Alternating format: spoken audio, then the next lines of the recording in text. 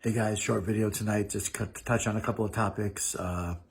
The first one, probably what I feel is the most important one, is that we really need a call to action from all these residents that are saying they have concerns.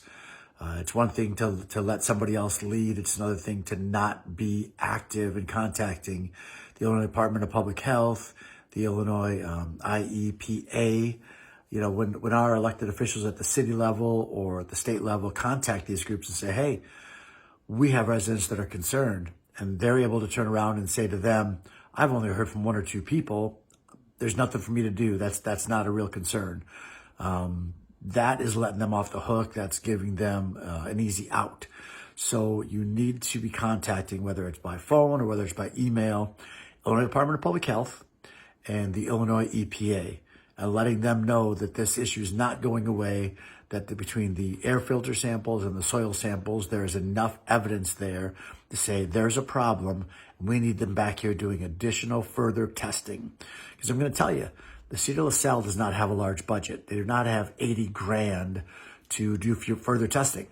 And they need to know that the testing that they do pay for is either going to cause a call to action by some of these groups, or that they're going to get reimbursed by CARES or another agency.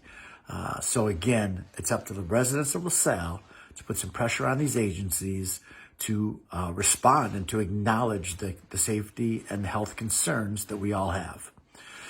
Secondly, I want to touch a little bit on people that see these videos. And some people are in favor, some people are supportive, some people are not. And that's okay. I would invite the people who are not to feel free to comment, feel free to have an open dialogue on it, discussion on it. I'm not going to trash you. I'm not going to block you. And if you're somebody that's on here putting a laughing emoji because you're defending your father or father-in-law, whichever it is in this case, that's okay too. I don't have any hate for you. Don't know you.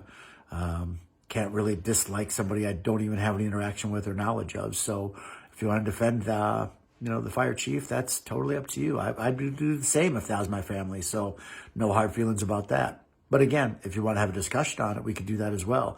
You can do more than just put a laughing emoji in response to a video. So lastly, I think it's obvious to everybody that CARES is taking the easy way out. They're not going to attend these city council meetings. They're not going to do anything more than put out their little pieces to the News Tribune. So it is definitely time to be more visible where CARES is concerned, and we're going to get some things going along that route. So if interested in supporting some things that you haven't already done, reach out to me, reach out to Marty, reach out to Jamie. We know the Sierra Club is a huge asset that is being used in every possible way. It's easy to follow their lead, but again, you need to be making some contacts and letting your voice be heard. Doesn't have to be anything super sophisticated or compiling a bunch of data to send to them. They know the data that's out there at this point. Just call and express your concerns. So again, just wanted a short one tonight.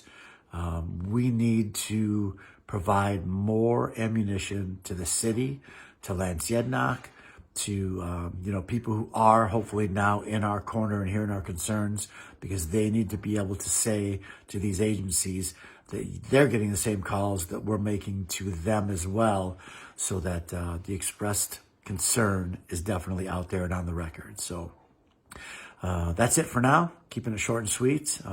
Keep up the good fight. There is definitely enough there between the soil samples and the air filter samples to have our concerns, to want more oversight, to have more testing, and that's what we're going to keep pushing for. Thanks.